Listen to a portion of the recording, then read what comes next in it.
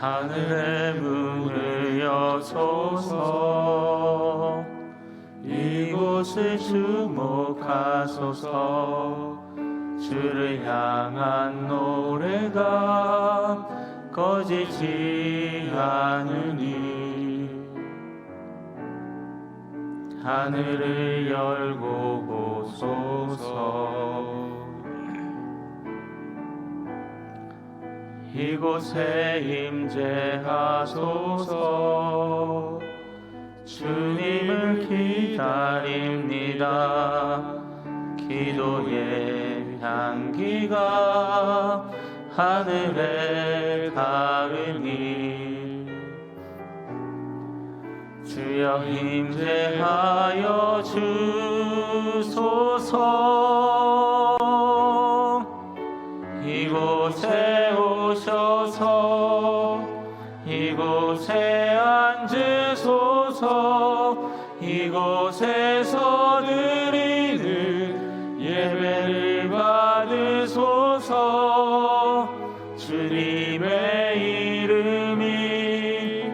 주님의 이름만이 오직 주의 이름만 이곳에 있습니다.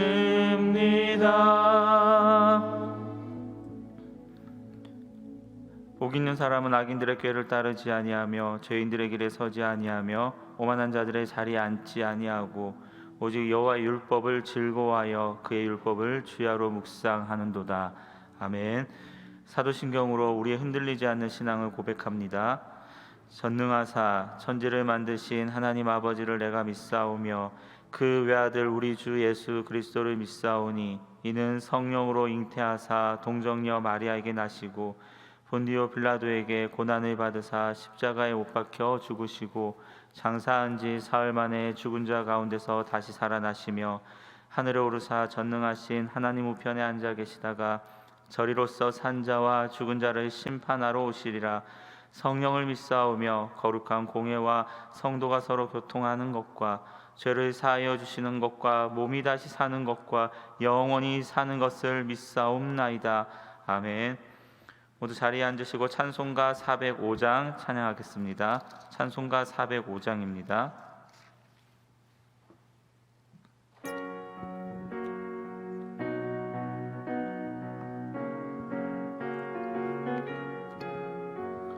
주의 친절한 발에 안기세 우리 마음이 평안하리니 항상 기쁘고 복이 되겠네. 영원하신 발에 안기세 주의 발에 그 크신 발에 안기세 주의 발에 영원하신 발에 안기세. 날이 갈수록 주의 사랑이 두루 광명하게 비치고 천성 가는 길 편히 가리니 영원하신 발에 안기세 주의 발에 그 크신 발에 안기세 주의 발에 영원하신 발에 안기세. 주의 보좌로 나아갈 때에 기뻐 찬미 소리 외치고 겁과 두려움 없어지리니 영원하신 발에 안기세 주의 발에 그 크신 발에 안기세 주의 발에 영원하신 발에 안기세. 아멘. 오늘 우리에게 주시는 말씀은 마태복음 1장 1절에서 17절입니다. 어제 큐티 본문인 마태복음 1장 1절에서 17절입니다.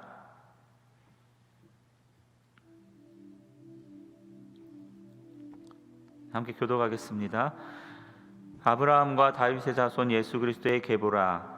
아브라함이 이삭을 낳고 이삭은 야곱을 낳고 야곱은 유다와 그의 형제들을 낳고 유다는 다말에게서 베레스와 세라를 낳고 베레스는 헤스론을 낳고 헤스론은 람을 낳고 람은 아미나답을 낳고 아미나답은 나손을 낳고 나손은 살몬을 낳고 살몬은 라합에게서 보아스를 낳고 보아스는 루색에서 오벳을 낳고 오벳은 이새를 낳고 이새는 다윗 왕을 낳으니라. 다윗은 우리아의 아내에게서 솔로몬을 낳고 솔로몬은 르호보암을 낳고 르호보암은 아비야를 낳고 아비야는 아사를 낳고 아사는 여호사밧을 낳고 여호사밧은 요람을 낳고 요람은 우시아를 낳고 우시아는 요담을 낳고 요담은 아하스를 낳고 아하스는 히스기야를 낳고 히스기야는 므낫세를 낳고 므낫세는 아몬을 낳고 아몬은 요시아를 낳고 바벨론으로 사로잡혀 갈 때 요시아는 요고냐와 그의 형제들을 낳으니라. 바벨론으로 사로잡혀 간 후에 여고냐는 스알디엘을 낳고 스알디엘은 스룹바벨을 낳고 스룹바벨은 아비옷을 낳고 아비옷은 엘리야김을 낳고 엘리야김은 아소르를 낳고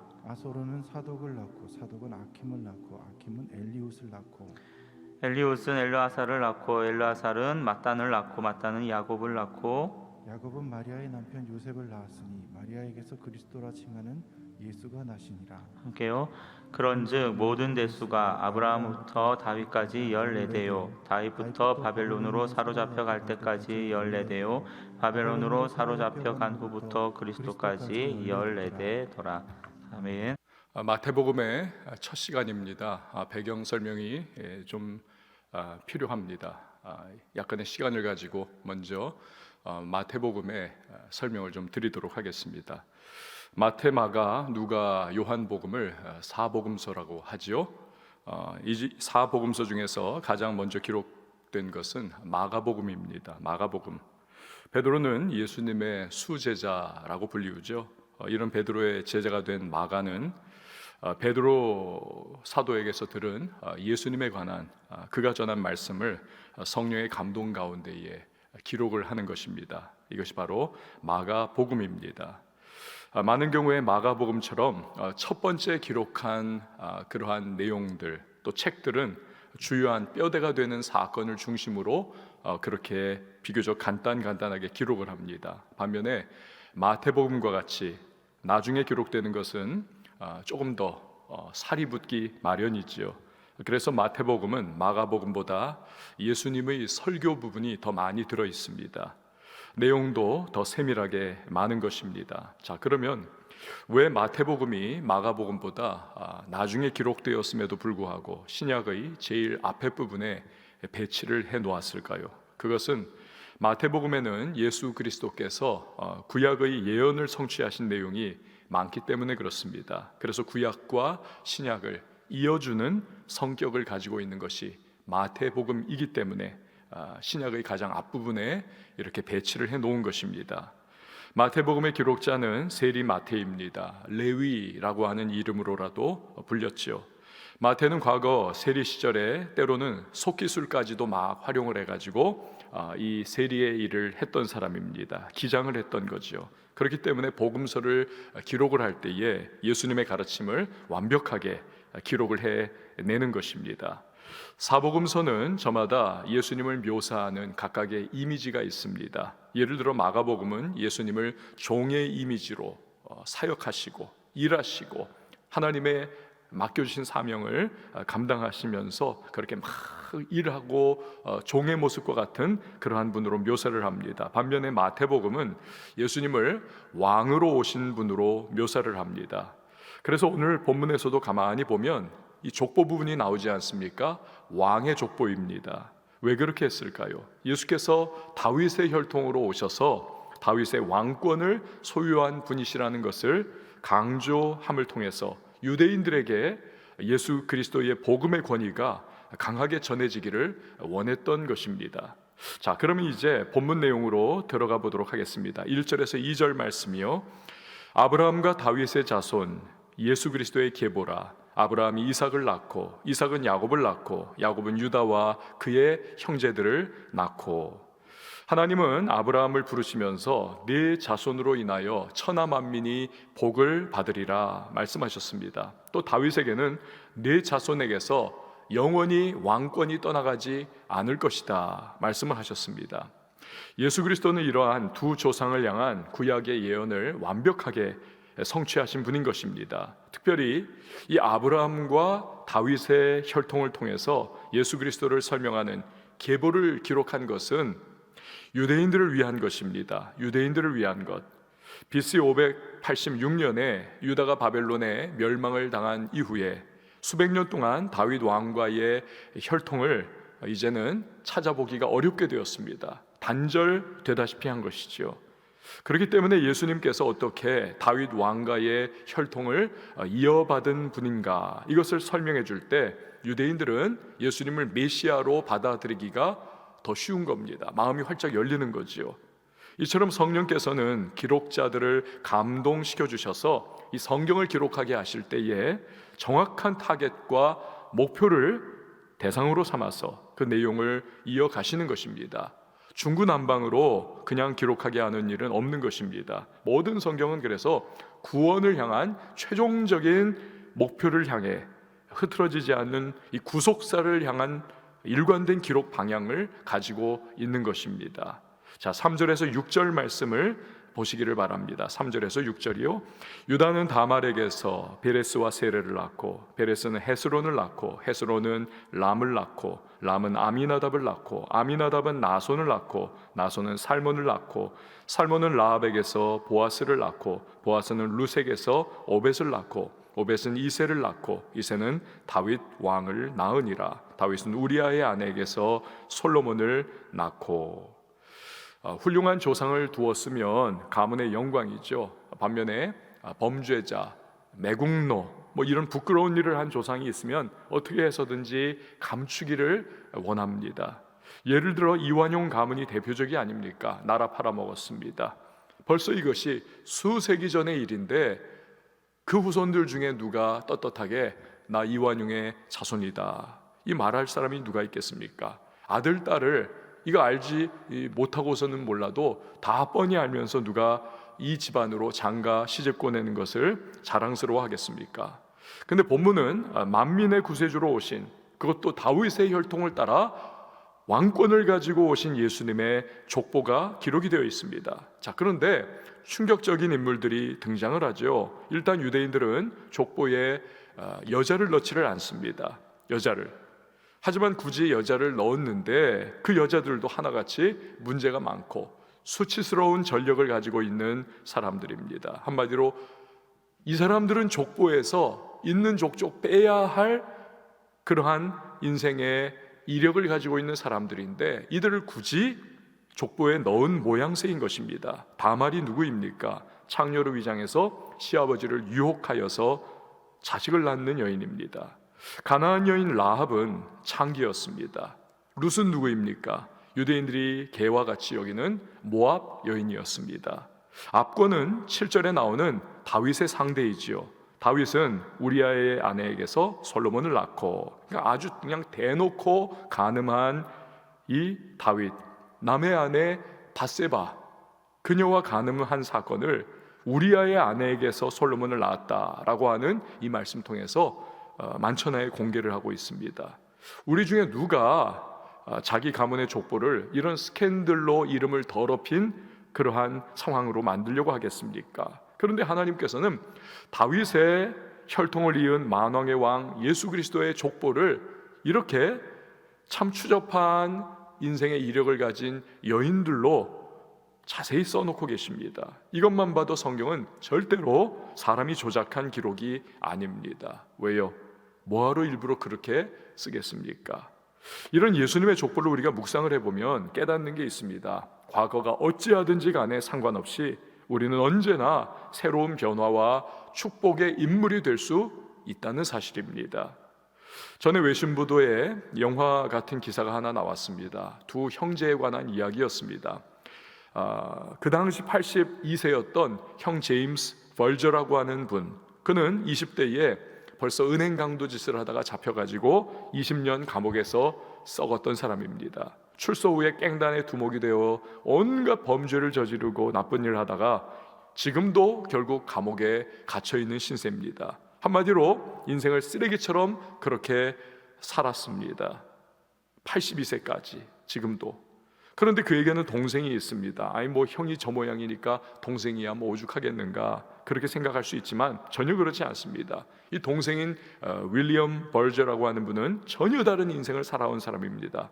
매사추세츠 대학 총장을 역임하다가 정치인으로서 승승장구하는 이 외신 보도의 당시에도 미국의 상원 의원의 자리에 그는 있었던 그러한 상황입니다. 여러분 보세요. 같은 집안 형편에서 자랐습니다. 같은 부모님 밑에서 성장을 했습니다. 같은 가정 환경과 교육 형편을 누릴 수가 있었습니다. 그러나 전혀 다른 인생의 길을 걸어가더라는 것입니다.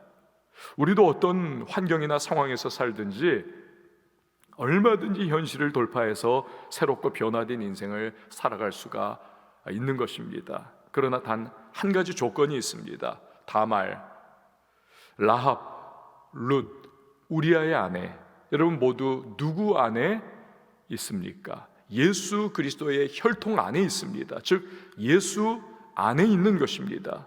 그럴 때 변화와 은혜가 그들 삶에 인하여서 그녀들은 새로운 인생을 살아가게 되더라는 것입니다. 우리도 마찬가지입니다. 새롭게 변화된 인생, 새로운 축복을 나누는 인생, 이러한 삶의 주인공 되기 위해서는 우리도 예수 안에 있어야만 하는 것입니다. 그냥 주여 새로운 인생의 주인공, 축복의 주인공 되게 하여 주시옵소서 이렇게 그냥 부르짖었다가 이게 다가 아닌 것입니다. 우린 예수 안에서 살아가고 예수를 위해서 살아가고 예수로 말미암아 살아가는 2021년이 돼야만 하는 것입니다. 요한복음 15장 5절에서 예수님은 분명하게 말씀하셨지요. 나는 포도나무요 너희는 가지니 저가 내 안에 내가 저 안에 있으면 이 사람은 과실을 많이 맺나니 나를 떠나서는 너희가 아무것도 할 수 없음이라. 예수 안에 거할 때 우리의 인생에는 얼마든지 다시 새로운 시작이 주어짐을 믿으시기를 바랍니다. 본문에는 족보와 이름이 너무 많이 나오기 때문에 일일이 읽지는 않겠습니다. 하지만 가만히 보면 아까도 말씀드렸듯 왕의 혈통의 족보입니다. 여러분 복습합니다. 왜 왕의 혈통을 여기서 강조를 한 겁니까?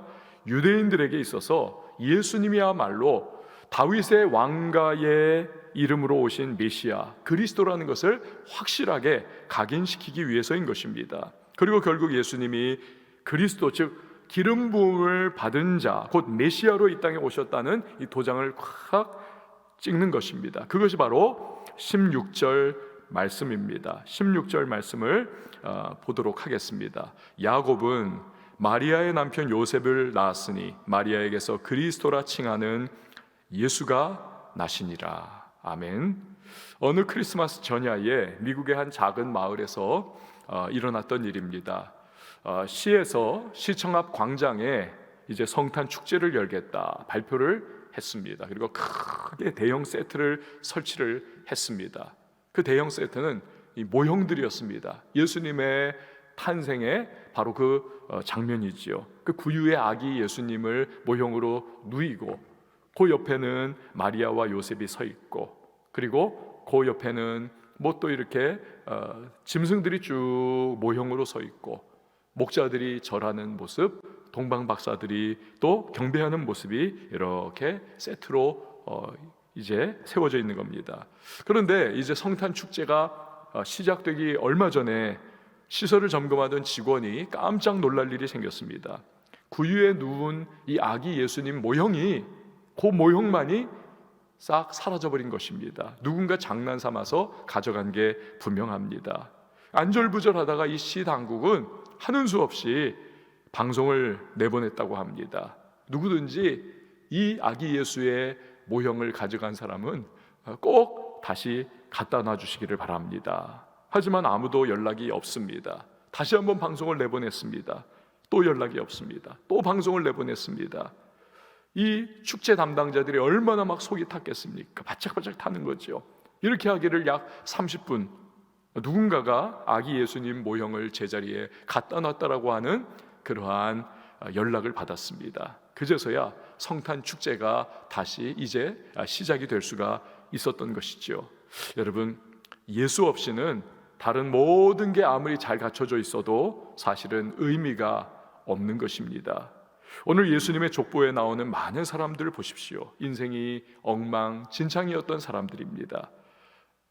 반면에 잘 살았던 사람들도 있습니다. 하지만 잘났건 못났건, 부정했건 순결했건, 가난했건 부유했건, 이 사람들은 결국에는 예수 그리스도를 위한 조연의 역할을 감당하는 것입니다. 예수 그리스도가 중심에 계셨기에 이들의 인생도 역시 의미가 있는 것이고 빛을 발하는 것이지요. 이 사람들이 자기 자신의 목표와 꿈과 인생을 꽃피우기 위해서 살았다면, 물론 세상적인 관점에서는 다윗은 왕이었고 아브라함 거대한 부를 축적한 사람이었고, 이 족보에 나오는 여러 사람들이 나름 내로라 하는 인생을 살았던 그런 사람들이기도 하지요. 그러나 그것으로 끝인 것입니다. 하지만 이 5만 가지 인생을 살았던 사람들이 그럼에도 불구하고 위대한 주님의 조상들로 기록된 것은 그 이유가 무엇입니까?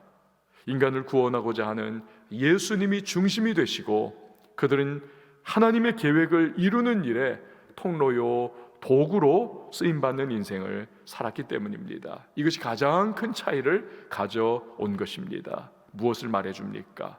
우리가 2021년을 최고로 살아갈 수 있는 방법은 과연 무엇입니까? 바로 하나님의 나라와 그의 의를 이루는 삶이어야 하는 것입니다. 그것이 가장 근사하게, 가장 멋지게 우리의 인생을 살아갈 수 있는 방법이 되는 것입니다. 사랑하는 여러분, 새로운 하루입니다.